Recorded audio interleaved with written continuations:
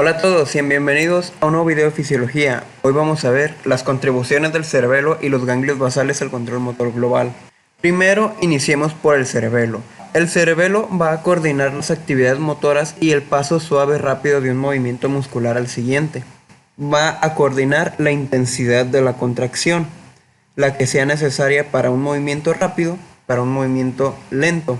Además de ordenar actividades motoras y ajustar la corrección de los movimientos. Tenemos que el cerebelo va a estar compuesto por tres lóbulos, un lóbulo anterior, un lóbulo posterior y un lóbulo flóculo-nodular. El cerebelo también está compuesto por pliegues. Estos pliegues se llaman láminas y las láminas las podemos ver que son estas líneas. También cuenta con dos hemisferios y un vermis. Este vermis es la región central del cerebelo. El cerebelo va a recibir información sensitiva de la contracción muscular. Las sensaciones motoras van a subir por toda la médula espinal y la médula oblongada. También van a subir por el tronco, pero algunas fibras van a llegar al cerebelo y otras van a subir hacia el encéfalo, hacia las áreas sensitivas.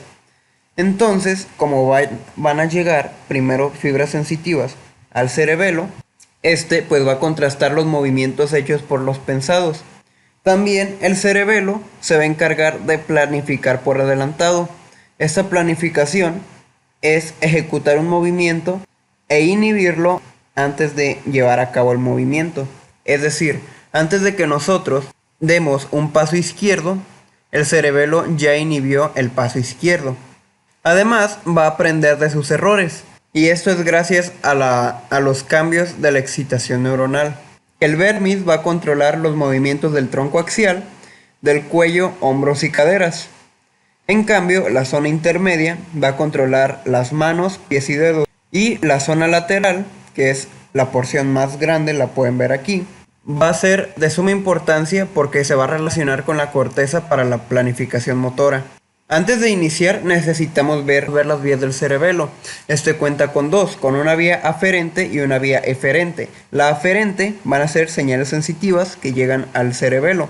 Estas van a llegar por un fascículo espinocerebeloso dorsal y uno ventral. Que el dorsal va a tener sus terminaciones en el lóbulo anterior, el dorsal igualmente en el lóbulo anterior y otros cuantos fascículos como el fascículo olivocerebeloso y retículo cerebeloso, que son de igual forma que viene de un lóbulo anterior. El fascículo vestibulocerebeloso, que viene del lóbulo flóculo-nodular. Un fascículo pontocerebeloso, que viene del lóbulo posterior.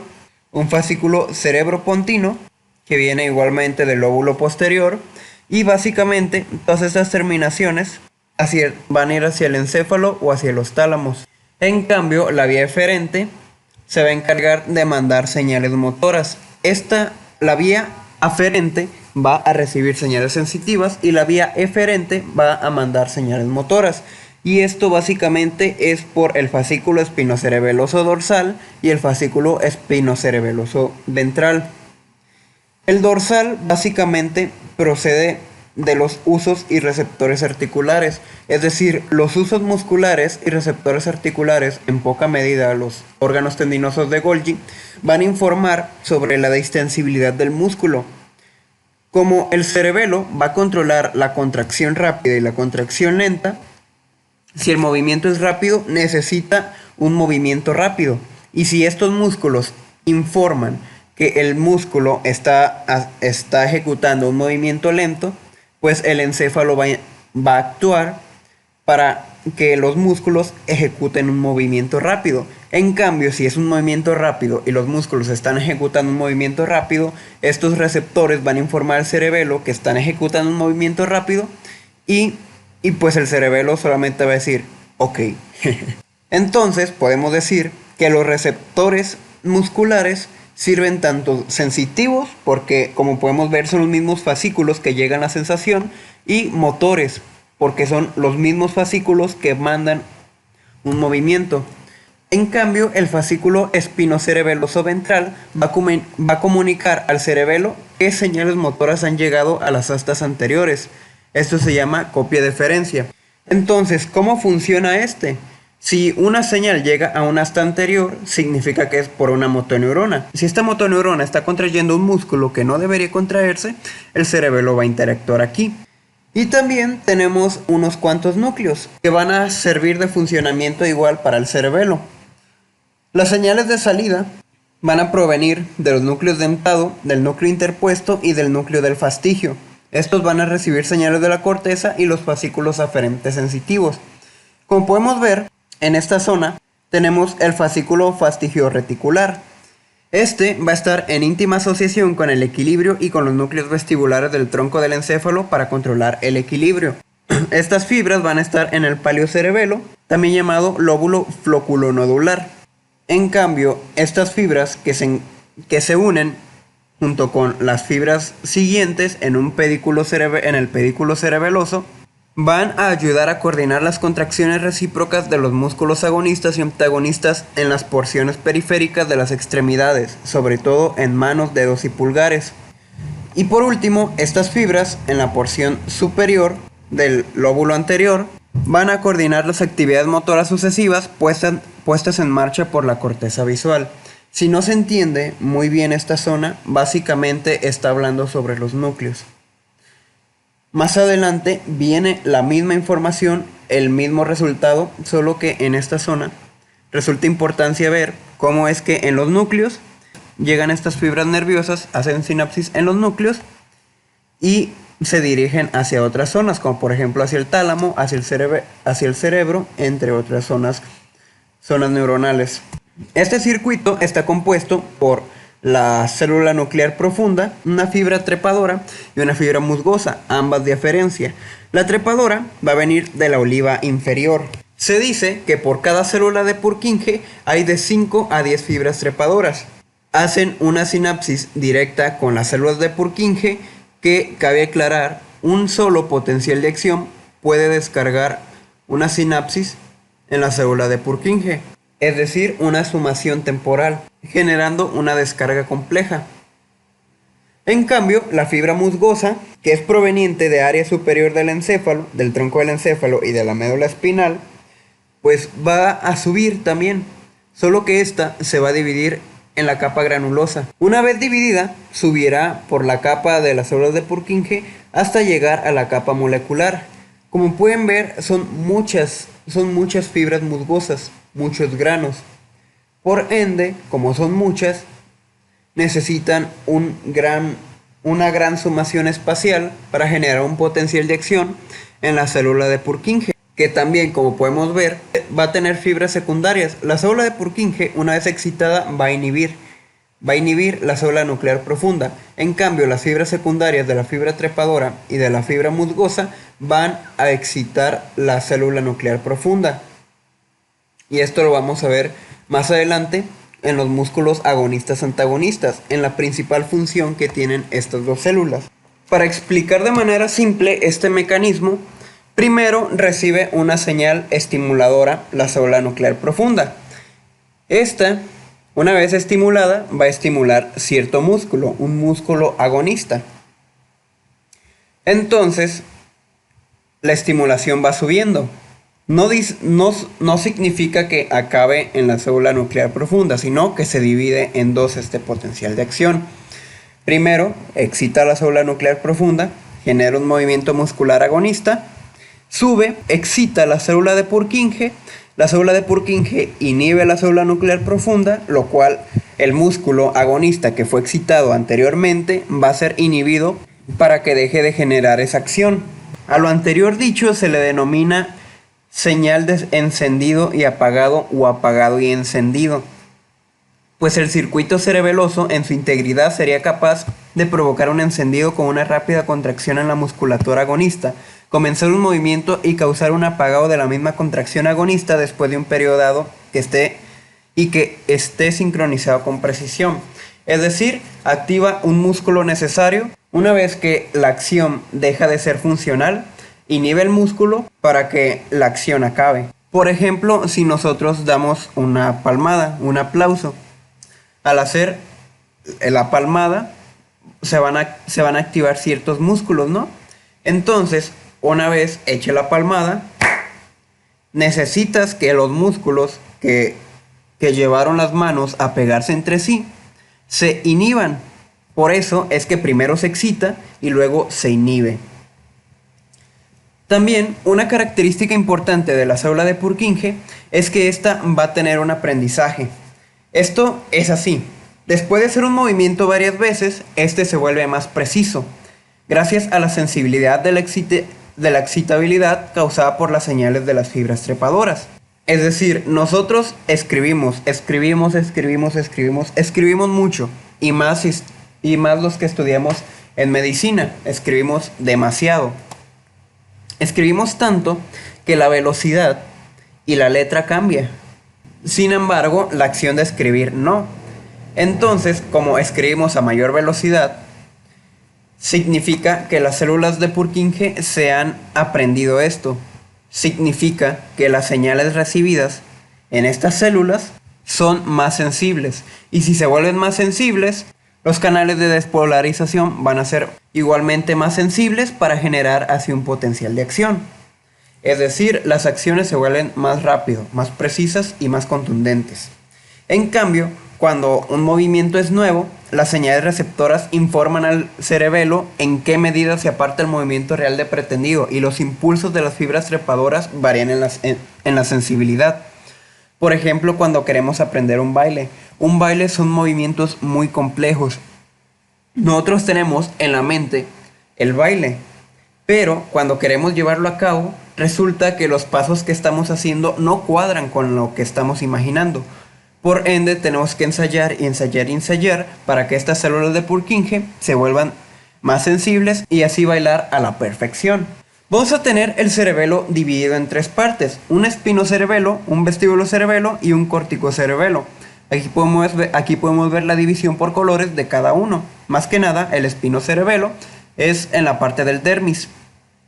Si nos vamos primero al vestíbulocerebelo, esta zona, tenemos que va a ser el encargado del movimiento del equilibrio y el control del movimiento de los ojos.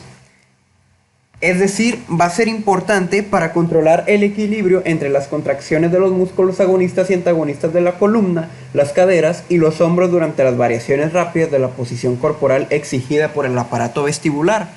Es decir, al correr.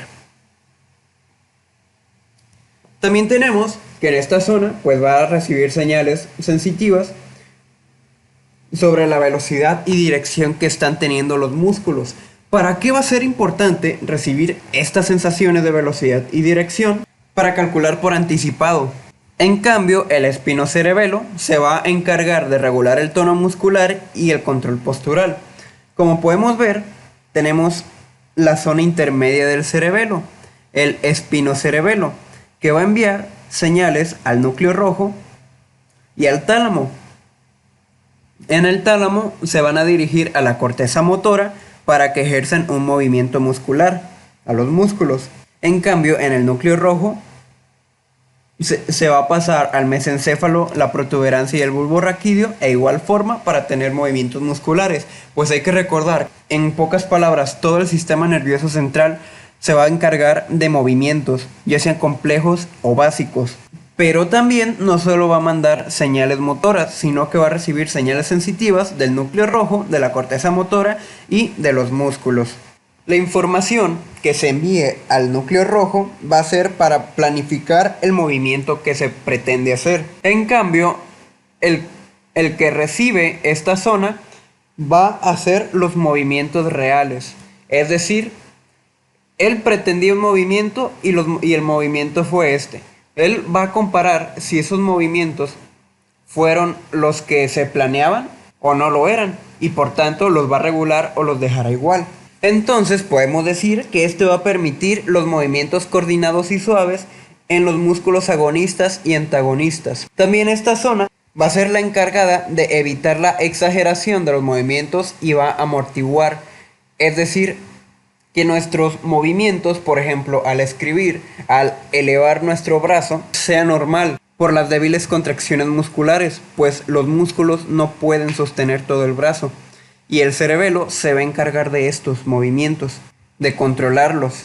Entonces, una vez que el brazo esté en una posición media y tenga que bajar de golpe a la misma posición anatómica, pues el brazo va a caer en picada. Por tanto, el cerebelo se va a encargar de amortiguar este golpe. Y también se va a encargar de los movimientos balísticos, es decir, los movimientos rápidos. Como sabemos, los movimientos rápidos no es posible informar de la periferia al encéfalo cerebelo sobre los movimientos rápidos. En cambio, no es así, sino que estos movimientos, entre comillas, reflejos o involuntarios, son voluntarios, en cambio no tuyos, sino que del cerebelo, pues el cerebelo ya planificó estos movimientos reflejos, estos movimientos rápidos. Y una vez planificados, antes de accionarlos, este ya los inhibió, es decir, los movimientos sacádicos de los ojos. Nosotros podemos fijar la vista en esta diapositiva. En cambio, si recibimos un ruido, este ruido lo procesó el cerebelo, mandó una señal de movimiento ocular y una vez mandada la inhibió por el mecanismo anterior visto. Entonces nosotros escuchamos un ruido, volteamos rápidamente y una vez que no vemos nada, volvemos la vista hacia esta diapositiva, por decir un ejemplo y que quede más claro. En cambio, el cerebelo, que es toda la parte verde, se va a encargar de modular la actividad voluntaria y de la memoria procedimental. Estos carecen de una vía directa para la información procedente de las vías periféricas del cuerpo. En cambio, la comunicación entablada se va a dirigir al área premotora y las áreas somatosensitivas primarias y de asociación, es decir, una vía directa cerebro-cerebelo. Esta zona va a planear los movimientos secuenciales que comienzan en las áreas sensitivas y premotoras de la corteza cerebral y desde ahí se van a transmitir a las zonas laterales de los hemisferios cerebelosos. También las zonas cerebelosas laterales van a intervenir en el próximo movimiento secuencial, es decir, al caminar. Nosotros vamos caminando, es un movimiento secuencial y hay una intervención. ¿Por qué? Porque al dar un paso izquierdo, el derecho está siendo intervenido para dar el derecho. Y así sucesivamente. Pues sin esta planeación no podríamos ejecutar estos movimientos. También si tenemos esta zona dañada, los movimientos complejos van a quedar descoordinados y van a carecer de la capacidad para pasar según una secuencia ordenada desde un movimiento hasta el siguiente. Y por último también tiene una función predictiva, pues el cerebelo va a resultar muy útil para interpretar las relaciones espaciotemporales rápidamente cambiantes que llegan en la formación sensitiva. Igualmente, al caminar, si se nos dobla el tobillo, tendemos a mantener el equilibrio. Por ende, vuelves a dar un paso hacia tal dirección, a tal angulación, para mantener el equilibrio, mantienes el equilibrio, igualmente sigues con movimientos secuenciales, con la caminata. Ojo, que el cerebelo esté dividido por 3 zonas no significa que cada zona trabaja por su cuenta, sino que ambas son un equipo, ambas se complementan. A pesar de que tienen funciones diferentes, una vez complementadas, y este gran equipo se vuelve a unir con más órganos y formando así el gran equipo del sistema nervioso central. Y por último tenemos los ganglios basales, que lo podemos ver en la zona intermedia del cerebro. Los ganglios basales básicamente se van a encargar de planificar y controlar los patrones de movimiento complejos. Va a regular la dirección y la ordenación de movimientos paralelos y sucesivos involucrados en alcanzar un objetivo complicado. Como pueden ver, hay una similitud entre el cerebelo y los ganglios basales, pues ambos se encargan de movimientos complejos, estos en movimientos lentos, en cambio aquellos rápidos, estos en movimientos paralelos y sucesivos, y aquellos en movimientos secuenciales. Aquí podemos ver el circuito que tienen estos ganglios basales. Del cerebelo al núcleo rojo, como lo vimos, al tálamo, al núcleo caudado, al putamen, al globo pálido, en fin. Creo que si le ponen pausa y analizan detenidamente la imagen o en su libro de fisiología, les quedará más comprendido que si yo les cuento flecha por flecha. Pero para comprender mejor este circuito es mejor irnos a los circuitos, los del putamen y los del núcleo caudado. El circuito del putamen, lo podemos ver en esta imagen, controla los patrones complejos de la actividad motora. podemos ver que señales del área prefrontal, del área premotora y el área suplementaria, de la motora primaria y de la somatosensitiva, van a llegar directamente hacia el putamen. Del putamen harán una sinapsis hacia el globo pálido externo, luego al interno, que enviará igualmente una sinapsis al subtálamo y a los núcleos ventroanterior y ventrolateral del tálamo. En esta zona se van a reunir ambas sinapsis, tanto la que hizo en la sustancia negra, subtálamo, y en los núcleos ventroanterior. Estas se van a dirigir a la corteza premotora, hacia el área premotora y suplementaria y al área motora primaria.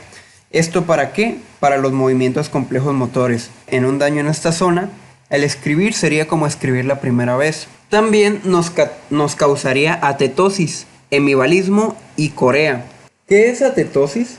Básicamente son movimientos contorsionados de una mano, un brazo, el cuello o la cara de origen espontáneo. El hemibalismo, que se debe a una lesión en el subtálamo, son movimientos de agitación súbitos en toda una extremidad, temblor. Y por último, la corea, que es ocasionada en las lesiones del putamen, son los movimientos de lanzamiento en manos, la cara y otras partes del cuerpo. En cambio, el circuito del caudado va a recibir fibras de la área premotora y suplementaria, del área motora primaria y de la área occipital, del área de la visión secundaria, de la V2. Estas zonas, y también de la V1 y de la audición, van a llegar al núcleo caudado. El núcleo caudado hará una sinapsis al putamen, pero una sinapsis más directa al globo pálido interno. Del globo pálido se pasa directo a los núcleos ventroanterior y ventrolateral del tálamo para llegar a las áreas prefrontales para la cognición. Entonces, tener un buen control cognitivo en la actividad motora determina un nivel subconsciente y en un plazo de segundos cuáles son los patrones de movimiento que va a reunirse para alcanzar un objetivo complejo que podría durar muchos segundos. Por ejemplo, en el reflejo de huida. Si nosotros vemos peligro, por ende tenemos que correr, ¿no? Entonces, cuando este circuito está dañado, específicamente el caudado, nosotros vamos a ver el peligro y no vamos a reaccionar. Es decir, vamos a ver un oso corriendo hacia nosotros y nosotros no vamos a poder reaccionar. Por eso es importante la cognición. Y también, por último, tenemos que los ganglios basales funcionan para modificar la secuencia de los movimientos y graduar su intensidad. Es decir, cuando vamos a escribir, pues estos se van a encargar de que nosotros escribamos rápido y que pues amplitud y la amplitud de movimiento es si vamos a escribir en mayúscula o minúscula. En esta zona podemos ver a una persona que tiene un daño en los ganglios basales. Como podemos ver, este es el dibujo real. A la persona se le dijo que tenía que calcar la misma imagen y gracias a este daño no pudo tener una amplitud de movimiento. Es decir, no solo abarca los ganglios basales, sino que los ganglios basales está abarcando muchas zonas del encéfalo. Entonces, al estar dañados, va a perder esa visión profunda, esa visión de que nosotros conocemos un objeto y vamos a saber cuánto mide. En cambio, en esta zona dañada, pues el paciente desconocía la longitud del objeto, no tenía una velocidad ni amplitud de movimiento, por ende no pudo hacer el círculo. Los números los hizo amontonados por lo mismo, pero esta enfermedad le trajo agnosia. ¿Qué es la agnosia? Es la incapacidad de percibir objetos con precisión a través de mecanismos sensoriales de funcionamiento normal. Y por último tenemos el funcionamiento de sustancias neurotransmisoras específicas en el sistema de los ganglios basales. Como podemos ver, hay vías acetilcolinérgicas, hay vías GABA, que las acetilcolinérgicas se van a encargar, las de acetilcolina se van a encargar de excitar, las de GABA se van a encargar de inhibir, y aquí podemos ver toda esta zona. También hay vías de dopamina, y desde el tronco del encéfalo van a enviar noradrenalina para estimular o inhibir porque funciona de ambas zonas, y serotonina y encefalina, que hay que recordar que son sustancias inhibidoras. Espero les haya gustado este video. Si tienen comentarios, dudas o aportaciones, déjenmelo saber en la caja de comentarios. Gracias por ver el video y nos vemos en un próximo.